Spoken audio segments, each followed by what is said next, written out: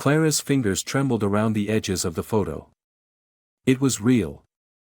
The creases. The soft blur from age. The same yellow daisy in her mother's hair. She had looked at that picture every birthday since she was 7. And now it was here, inside the wallet of a man worth $47 billion, who had never set foot in this diner before tonight. Nicholas Haverford didn't move. Didn't speak. He simply stared at her with eyes that weren't confused, but haunted. "You knew her," Clara said, her voice barely above a whisper. No reply. "She died 15 years ago. Car crash. Single mother. You couldn't have." "I did," he interrupted, voice low, almost reluctant. "Her name was Elise. Elise Marin." He even knew her full name. Clara's stomach twisted. Everything felt suddenly wrong.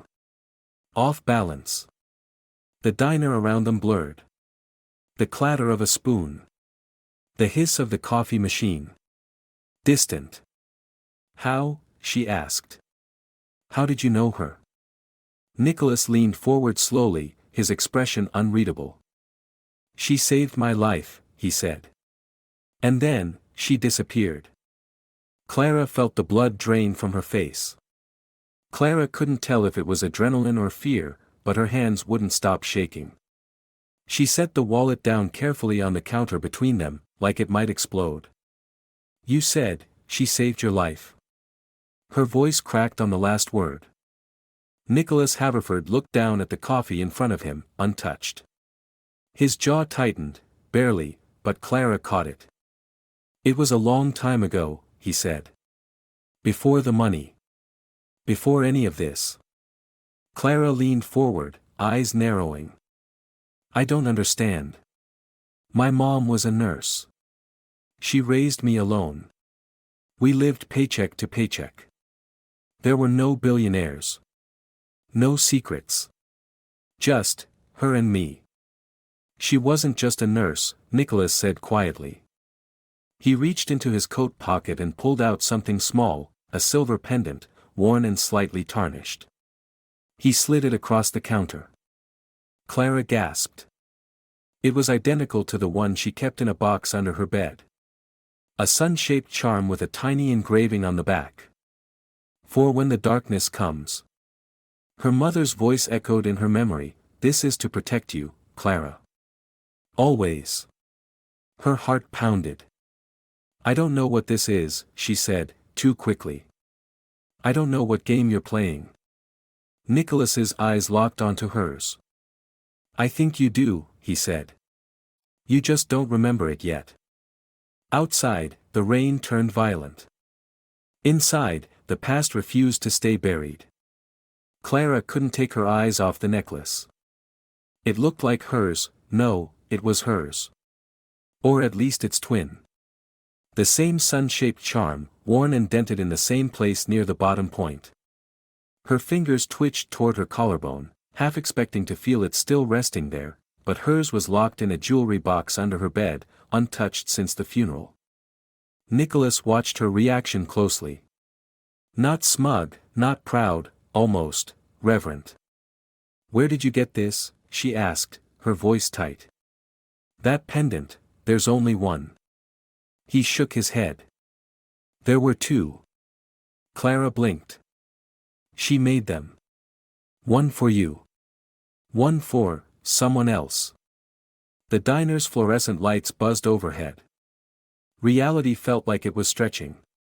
"You don't know how many times I've looked at this thing and asked myself if it meant anything," she said. "Now you show up out of nowhere and tell me it's a clue." "I'm telling you," Nicholas said, "your mother never did anything without a reason. She knew what she was doing when she gave them to you." Clara's voice dropped. "She gave it to me the day before she died. She said, 'Keep this close, baby. For when the darkness comes.'" Her throat tightened. "I thought she meant the fire." Nicholas looked pained. "She meant what came after." He slid the necklace back into his coat with careful fingers, like it might break if he moved too fast. Clara's mind raced, through birthdays missed, nights alone, the way her mother used to pause just a little too long before answering questions about the past. "Why now?" she asked. "Why show up tonight?" He didn't hesitate. Because she came out of hiding. For the first time in 15 years. And I think someone saw her. Clara went cold. A chill swept down her spine, not from the weather, from instinct. Is she in danger? Nicholas hesitated, and that pause said more than any answer.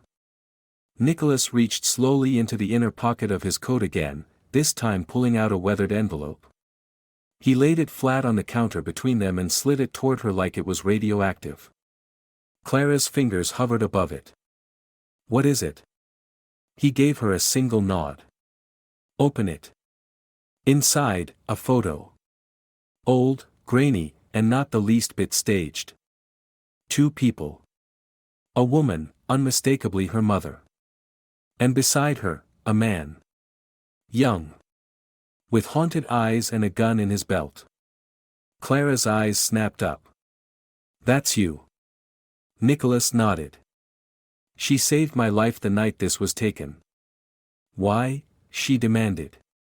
"What were you doing with her?" He exhaled. "I was trying to expose a private intelligence group working outside U.S. jurisdiction." Elise, she was already inside. She had access. She leaked files to me. Smuggled names out of guarded vaults. We thought we could blow it open. But you failed. "I disappeared," he said. "She made sure of that. Faked my death. Burned the last of the files. Then she vanished. And took you with her." Clara felt her heart thunder against her ribs. "She never told me. Not a word." Nicholas didn't flinch. "She did it to protect you. You were never supposed to get dragged back in." Clara looked back at the photo. Her mother's eyes. Smiling. But tense. Like she knew it might be the last picture ever taken of her. "How did you even find me?" she asked. He gave a tight smile. "I didn't." "She did." Clara froze. "She's been following you," he said. "For months. You didn't notice, because she didn't want you to. But last week, something went wrong. She made a move. Got sloppy. And now." Nicholas looked out the window. The rain had stopped. The night was deathly still. "I think someone else saw her too. And if they know who she is, they'll come for you next." Clara stared at the pendant, her throat dry. She hadn't touched hers in years, it felt too sacred. Too painful. And now this stranger had the same one. The same inscription. The same eyes when he said her mother's name. "I was 12 when she died," Clara said, barely breathing. "There was a fire. She went back inside to get my drawing. It was stupid, I begged her not to. But she smiled like she wasn't afraid." Nicholas looked away for a moment. Something flickered in his expression, pain. Guilt? "She did that kind of thing," he said. No hesitation. She saved lives. Even when no one asked her to. Clara's nails dug into her palms. "I don't understand how you fit into this. Why would a woman like her know a man like you?" Nicholas leaned back, his eyes dark with memory. "Because once," he said slowly, "I was a nobody. A reckless kid with too many enemies and not enough sense to leave town. Your mother was the only person who saw something worth saving. I owed her everything." The silence between them was sharp, like glass. "I tried to find her," he added. "Years later. When I finally had power. Money. I looked everywhere. But it was like she vanished." Clara shook her head. "No. She never mentioned you. Not once." Nicholas's voice softened. "Maybe she was trying to protect you. Something cold rippled down Clara's spine. She suddenly remembered a night, a memory half buried, like a dream. She was 5. Woken by her mother whispering to someone at the front door. A man's voice. Urgent. Her mother saying, "She can't know. It's not time." Clara's breath caught. She began, "I think I met you. Once." Nicholas froze. What did she keep from me? Clara asked, her voice trembling. Why would she lie? He didn't answer. He just looked at her like someone who had come too far to turn back now. The words, "She saved my life," echoed in Clara's chest like the aftershock of an explosion. Everything about her mother had always felt safe. Predictable. Loving. Kind. Now, each memory twisted with shadows. Her voice. Her eyes. Who else was she when Clara wasn't looking? "I was just a kid," Clara said, her voice fraying at the edges. She was my whole world. There was no other side to her. Nicholas's gaze didn't waver. She had 2 lives. You only knew one. Clara laughed, bitter, shaky. You expect me to believe my mom was some kind of spy? I don't expect you to believe anything. But I can show you the kind of woman she really was. Nicholas reached into the inner lining of his coat and pulled out a flash drive. Black. Unlabeled. Cold even in her palm. What's on it? A message she recorded, he said. For you. In case she ever couldn't come back. Clara's chest constricted. Why haven't you shown me this already? I wasn't sure you were ready. She gritted her teeth. You don't get to decide that. Nicholas gave her a long, measured look, and nodded. There's an office across the street, he said. We'll use the terminal there. But as they crossed the wet sidewalk, Clara's memory flickered again. A front door.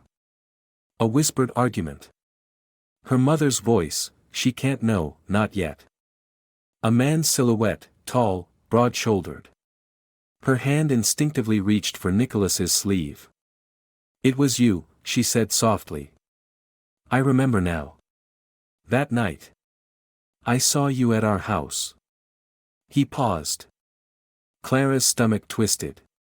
You were arguing. You were scared. Why? Nicholas hesitated, too long. You didn't come to her for help, she realized. You brought her danger. The wind howled down the empty street. Neither of them moved. The office was dark, dusty, untouched. The kind of place frozen in time. Nicholas turned on the desk lamp, plugged in the drive, and stepped back. Go ahead. Clara's hands hovered over the keyboard. What could her mother possibly say? How do you explain a lifetime of lies in a few minutes? She double-clicked the file. A loading icon spun. Then. Static. Then. Her mother's face filled the screen. Older than Clara remembered. Hair pulled back. Tired. Worn. But those eyes, still soft, still burning. Clara. If you're watching this, then they found me. Clara's breath caught. I wanted to tell you everything. So many times. But every truth I carried was a danger I couldn't pass to you. Her voice trembled slightly, but she stayed strong. They're going to lie to you. About me. About your past. About yourself. Clara felt something in her chest crack. But there's one truth no one will tell you, you were never supposed to be part of this.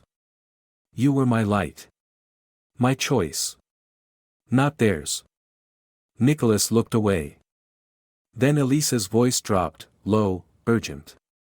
If Nicholas found you, it means he still thinks you can fix what I broke. Clara turned slowly toward him. Fix what? Nicholas didn't answer. On the screen, Elise said one final thing. Whatever happens, don't go to the safe house alone. And if you see a man with a scar under his right eye, run. The screen went black. Clara stood up, her heart pounding in her throat. What haven't you told me? Nicholas's jaw clenched.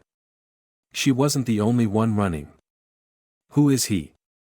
Clara demanded. The man with the scar. Nicholas looked at her, and something changed in his expression, no longer protector, no longer cold. Just, hunted. His name is Cashin Reese, he said. And if he's in New York? We're already out of time. The pendant lay between them like a live wire. Clara's thoughts were racing, pieces of memory colliding, too many to make sense of. That night at the door. Her mom's voice shaking. And now this man, sitting here with her mother's face in his wallet and her necklace in his pocket. Why would she keep you a secret? Clara asked, still watching him like he might vanish if she blinked. Nicholas hesitated. Because Elise didn't want you to be dragged into something dark. Something dangerous.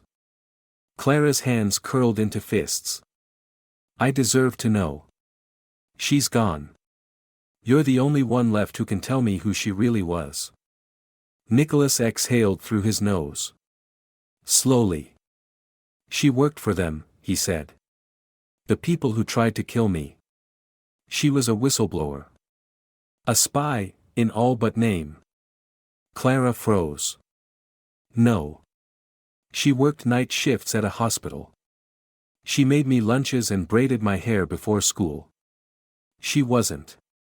She was both, he cut in gently. She saved lives, and she stole secrets. One of those secrets nearly got me killed. The world tilted under Clara's feet. Nicholas reached into his coat again, slower this time. He pulled out another photo. But this one wasn't of Elise. It was of Clara. Maybe 6 years old. Standing in a park. Hair in pigtails. Holding a red balloon. Clara's mouth went dry. She had never seen this photo before. How, she whispered. I've had this since the day Elise disappeared, Nicholas said, voice low. She gave it to me. Said, if anything happens to me, find her. Clara felt like the air had been punched out of her chest. Find her, she echoed. Why? What was she protecting me from? Nicholas looked straight at her, and this time, there was fear in his eyes. Because someone's still looking for you. The word someone echoed in Clara's chest like a warning bell. Looking for me, she repeated, but it didn't sound like her own voice anymore. Why? Nicholas didn't blink. Because you're the last name on a list that was never supposed to exist. Clara felt the world shift, subtly, cruelly, like the floor had cracked beneath her feet. What list? Nicholas looked down at his coffee, still untouched, and finally pushed it aside.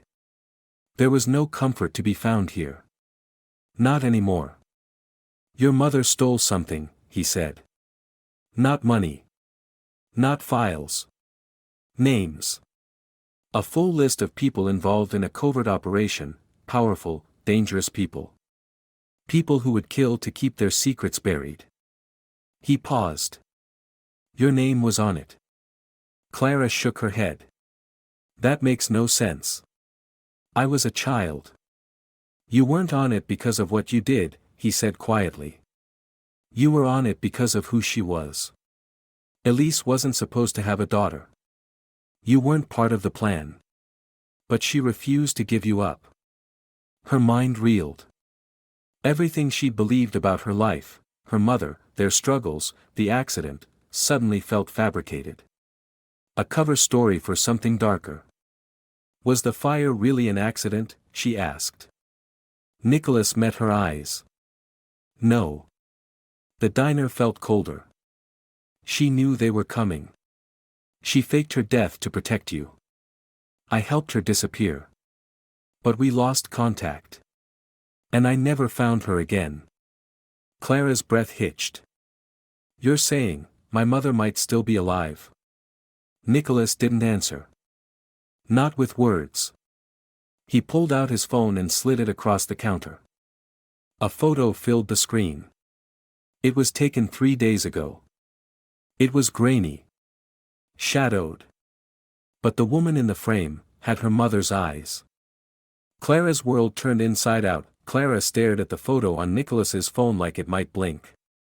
Same sharp cheekbones. Same tilt of the head. Same jacket her mother used to wear on rainy days. It couldn't be her. But her gut whispered otherwise. This isn't real, she said. It can't be. She's dead. I saw the flames. You saw what she needed you to see, Nicholas said. She staged it. For your safety. But now, something's changed. Clara clenched her fists. Her heartbeat roared in her ears. Why would she come back now? Why not tell me? Why stay gone all these years? Nicholas looked genuinely conflicted. Maybe she thought you'd be safer never knowing. Maybe she didn't have a choice. He tapped the phone again, opening a second image. This time, a street camera still. Same woman. Different angle. She was watching something. No, someone. She was watching Clara. That's from last week, Nicholas said. She's been near you. Following you. Protecting you, I think. Clara staggered back a step, overwhelmed. Why didn't you tell me this sooner, she demanded. Why show up now? You've known where I was all along, haven't you? He didn't deny it. I was waiting, he said. For a signal. For her to resurface. And now she has, which means either she's ready to finish what she started. He looked at her grimly. Or someone forced her hand. Before Clara could speak, the bell above the diner door rang. A man entered. Tall. Military bearing. Dark coat. Not wet from the rain. He scanned the room once, eyes sharp, cold, calculating, then sat at a booth near the back without ordering. Nicholas's entire body went still. We need to go, he said. Clara froze. Who is he? Nicholas didn't answer. He stood slowly, slid a folded piece of paper across the counter toward her. On it, a time, an address, and 2 words scrawled in hurried handwriting. Don't trust anyone. The rain hadn't stopped. It just got colder. Clara clutched the slip of paper in her coat pocket, her fingers tracing the inked words over and over as Nicholas drove through the dark streets in silence. They didn't speak. Not until the headlights hit the rusted gate of what looked like an abandoned mechanic's garage on the outskirts of the city. This is it, she asked. Nicholas nodded. She's either inside, or someone wants us to think she is. They parked. Got out. The garage door creaked as Nicholas forced it open, and the smell of dust and oil hit Clara's nose like a memory from some life she never lived. Inside, a single light bulb swayed from the ceiling. Underneath it, a table. And on the table, a stack of envelopes. One of them had her name on it. Clara's hands trembled as she opened it. Inside, a note in her mother's handwriting. If you're reading this, I couldn't stay hidden anymore. They found me. And if they found me, they'll come for you next. Trust Nicholas. For now. But don't let him take the girl. Clara froze. What the hell does that mean? Nicholas stiffened. Let me see that, he said, reaching for the note. But Clara stepped back, gripping it tighter. Her eyes scanned the words again. Don't let him take the girl. Not you. The girl. There was someone else. There's another, she asked slowly. Nicholas didn't move. His face was stone. Who is she? His voice was quiet. The other name on the list. Clara's stomach dropped. You lied to me, she whispered. It wasn't just about me. She made you promise to protect someone else too. A long pause. Then Nicholas said. She's your sister, Clara. Silence. The kind that rings in your ears and makes everything before it feel like a setup. Clara backed toward the door, heart pounding like a war drum. And you've known all along. Nicholas didn't answer. He didn't have to. The words hit harder than a gunshot. She's your sister. Clara stood frozen in the middle of the empty garage, the note shaking in her hands. Her mother's writing. Her mother's warning. Don't let him take the girl. The echo of it wouldn't stop. You should have told me, Clara said quietly. Nicholas stepped forward. I didn't know if you were ready. Don't say that like you care, she snapped, eyes blazing. You had years. You watched me. And you kept all of it, my mother, this sister I never knew, from me like it was some kind of secret mission. Nicholas's voice hardened. Because it was. Elise didn't just vanish, she dismantled an entire operation from the inside. People died because of her. People who were coming for you. And her? Clara asked. Is she alive too? He nodded once. She's the reason your mother resurfaced. They took her. Your sister. They're using her as leverage. Clara's heart clenched. How old is she? Nicholas hesitated. 18. They kept her hidden. Raised her off-grid. Elise found out 3 weeks ago. Clara's head dropped. She could barely breathe. Her mother had been alive. Her sister, out there, held by people who thought in terms of pawns and leverage. And now it was her move. What do they want? She asked, voice like steel. Nicholas looked her in the eye. You. Everything inside her stilled. You're the last thread connecting Elise to the outside world. If you walk in, they'll come out of the shadows. Clara looked at the note again. Then at the pendant still around her neck. For when the darkness comes. She nodded. Then take me to them. Nicholas's expression flickered, part fear, part admiration. You're sure? Clara looked up at him, older now than she had been 10 minutes ago, than she'd been her whole life. No more hiding, she said. No more lies. I want my family back. Nicholas reached into his coat and pulled out a key, small, silver, old. He handed it to her. This opens the gate to where they're keeping her. But once you walk in, there's no guarantee you walk out.